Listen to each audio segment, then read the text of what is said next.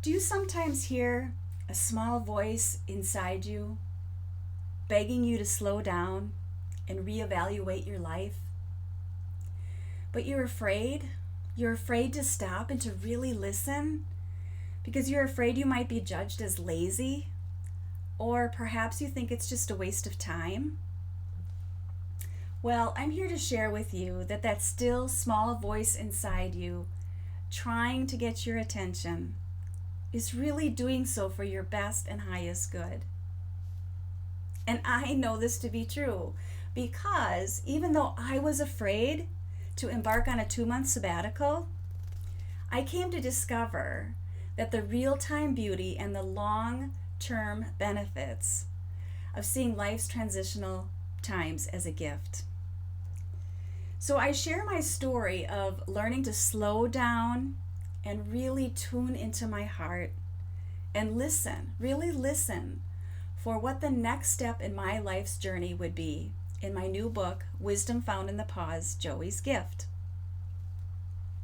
So I guess you could say it's become a trademark of mine that I happen to learn about some of life's greatest teachings because of animals.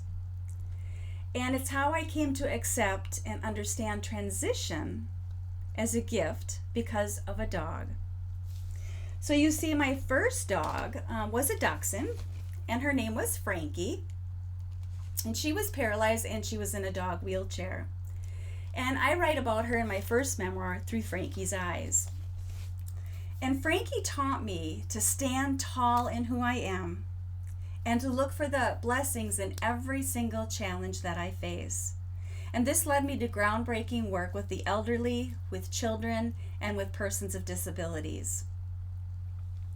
But when Frankie passed away, I felt like what had been my sole purpose for being here on this earth had gone with her too.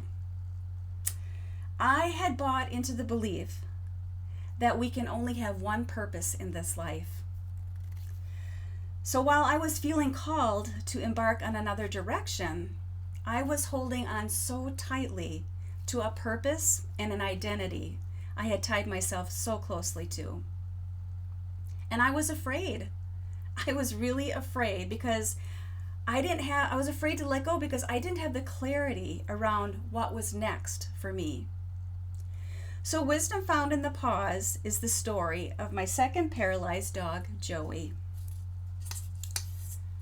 And Joie would come to love me unconditionally and lovingly.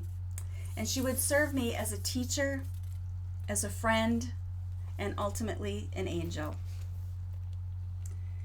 And it was her unexpected death that would remind me that the only way to change my life was from within.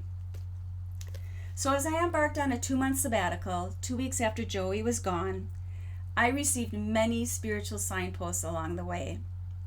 Now, some were very subtle, but there was one very profound signpost that I received.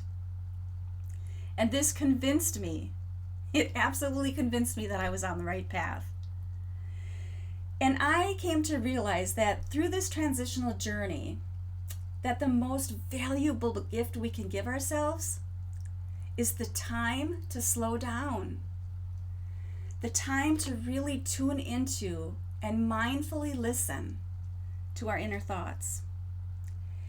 And by doing so, this is how we will welcome that sweet stillness of just being, and where our vision for what is next can bubble to the surface. In my sabbatical of stillness and rest, I was able to find peace again. I was able to find a renewed sense of vision. And I found the strength to step out again. My name is Barbara Techel, and my new book is Wisdom Found in the Pause, Joie's Gift.